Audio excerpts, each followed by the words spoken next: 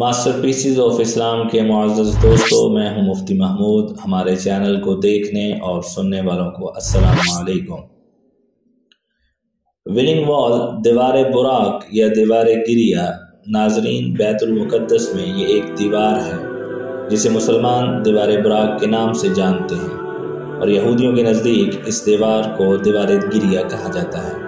और ये दीवार मुसलमानों और यहूदियों के लिए इंतहाई मुक़द्दस तरीन मुकाम है।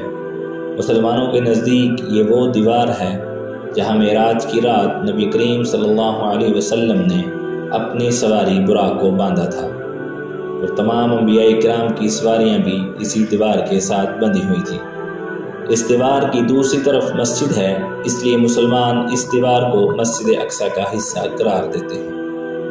जबकि यहूदी इकायत के मुताबिक इनका किबला दरअसल कुब्बतुस सुखरा है, जहाँ पर वो चट्टान मौजूद है और यहूदी वहाँ पर अपनी कुर्बानियाँ पेश करते थे। यहूदियों के नज़दीक हाबील और काबील का वाक़या भी वहाँ पेश आया।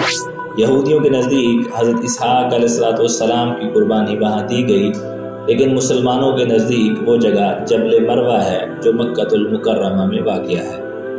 यहूदी इस जगह को माउंट मोरिया भी कहते हैं। चूँकि यहूदी कुब्बतुस सुखरा तक पहुँच नहीं सकते तो उसकी करीब तरीन दीवार, जिसको दीवार गिरिया कहा जाता है, तो वहाँ पर इबादत करते हैं। रिवायात के मुताबिक दीवार गिरिया की तामीर हज़रत दाऊद अलैहिस्सलाम ने की थी और मौजूदा दीवार गिरिया इसी दीवारों की बुनियादों पर कायम है।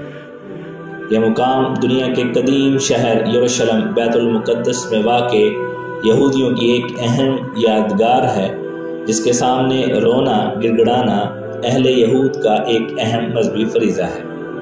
उनके मुताबिक ये मुकाम, जो दरअसल एक दीवार है, तबाहशुदा हैकल सुलेमानी का बच जाने वाला हिस्सा है। ये यहूदियों के लिए इंतहाई अहम ज़ियारत है। रवायात के मुताबिक 2000 साल कबल भी यहूदी इस दीवार के सामने खड़े होकर रोया गिड़गिड़ाया करते थे, इसीलिए इसका नाम दीवार गिरिया पड़ गया, जबकि मुसलमान इसको दीवार बुराक कहते हैं। यहूदी मजहब के मुताबिक यह दीवार मुक़द्दस माबद की बाक़ियात में से है, जिसकी तारीख़ हैकल सुलेमानी से जा मिलती है। नाज़रीन, हज़रत उमर रज़ी अल्लाह ताला अन्हु के दौरे मुबारक में मस्जिद अक्सा में न सिर्फ तमाम शिकस्त खोरदा ईसाइयों को आम तौर पर माफ़ी दे दी गई थी, बल्कि यहूदियों को भी बराबरी के हकूक़ दिए गए। कैदियों को रहा कर दिया गया और हैकल सुलेमानी की मगरबी दीवार समेत तमाम इलाकों को मुक़द्दस करार दे दिया गया।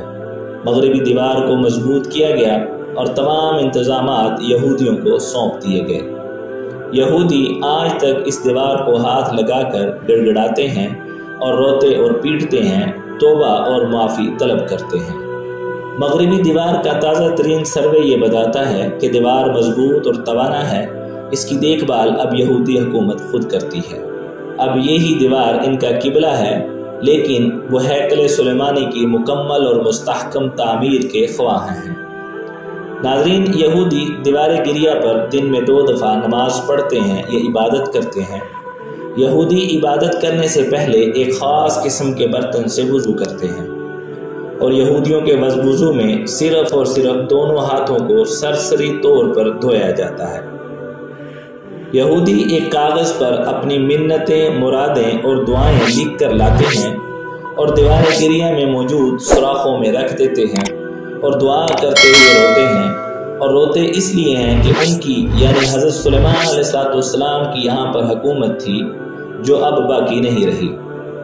जिस तरह मुसलमानों के नज़दीक मर्दों और औरतों को अलहदा अलहदा इबादत करने का हुक्म है, इसी तरह यहूदियों के नज़दीक भी मर्द और औरतें अलहदा अलहदा जगहों पर इबादत करते हैं। यहूदी इसराइल के झंडे को इबादत के दौरान बतौर शाल इस्तेमाल करते हैं और बाजू पर एक कपड़ा या 12 कोनों वाली रस्सी, जिस पर तोरा के कुछ अल्फाज लिखे होते हैं, उसको बांधते हैं और अपने जिस्म को हिला हिला कर इबादत करते हैं और दौरान इबादत सर पर मुख्तलिफ अक़साम की टोपियाँ पहनते हैं। यहूदी आम तौर पर काले रंग के कपड़े पहनते हैं और उसकी वजह यह है कि उनके नज़दीक वो सोग में हैं, क्योंकि उनकी हुकूमत नहीं है। یہودیوں کے نزدیک تمام غیر یہودی گناہگار ہیں، اس لیے یہودی بہت تیز تیز چلتے ہیں اور ان کے نزدیک وہ گناہگار لوگوں سے بھاگتے ہیں۔ یہودیوں کے نزدیک تورا میں بال کاٹنے سے منع کیا گیا ہے، اس لیے اکثر یہودیوں کے سر کے دونوں سائڈ پر کچھ بال لٹک رہے ہوتے ہیں، لیکن مسلمانوں کے نزدیک وہ داڑھی ہے کہ جس کو کاٹنے یا کتروانے سے منع کیا گیا ہے۔ ناظرین، یہودیوں کے نزدیک لڑکا 13 سال اور لڑکی 12 سال تک دیوار گریہ پر آ کر عبادت نہیں کر سکتے، کیونکہ ان کے نزدیک حضرت اسحاق علیہ السلام نے جب حضرت ابراہیم علیہ السلام کو ذبح کرنا تھا تو ان کی عمر 13 سال تھی، جبکہ مسلمانوں کے نزدیک وہ حضرت اسماعیل علیہ السلام تھے۔ ناظرین، یہودیوں کے نزدیک شفاعت یعنی یوم السبت رکھا جاتا ہے، جس کو ایک عجیب قسم کے ہارن سے شروع کیا جاتا ہے، جس کا مطلب یہ ہے کہ جمعہ کی شام سے لے کر ہفتہ کی شام تک یہودی اپنے آپ کو 300 سے زائد چیزوں سے دور رکھتے ہیں، اور ان 300 چیزوں میں سے ایک یہ کہ یہودی اس دوران کوئی الیکٹریکل چیز استعمال نہیں کرتے۔ ان دنوں میں کھانا بالکل بھی نہیں پکایا جاتا، اس لیے یہودی ان دنوں میں پہلے ہی کھانا تیار کر کے رکھ لیتے ہیں، اور پرفیوم وغیرہ بھی استعمال نہیں کیا جاتا۔ یہودی میاں بیوی ان دنوں میں ازدواجی تعلق قائم نہیں کر سکتے۔ تمام یہودی ایک مخصوص حصہ تک واک کرتے ہیں اور اس سے زیادہ واک نہیں کرتے۔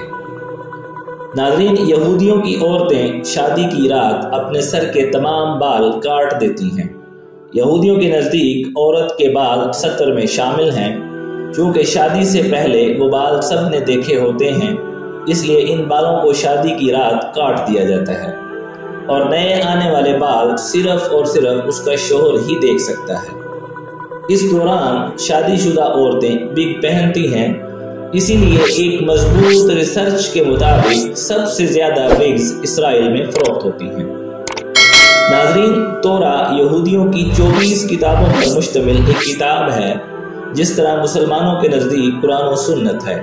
یہودی اصل تورا کو ہاتھ نہیں لگاتے، بلکہ اس سے متعلقہ دیگر دوسری کتابوں کو ہاتھ لگاتے ہیں، جیسے یہودیوں کی ایک مشہور کتاب تلمود، جس کو یہودی دیوار گریہ کے سامنے کھڑے ہو کر پڑھتے ہیں۔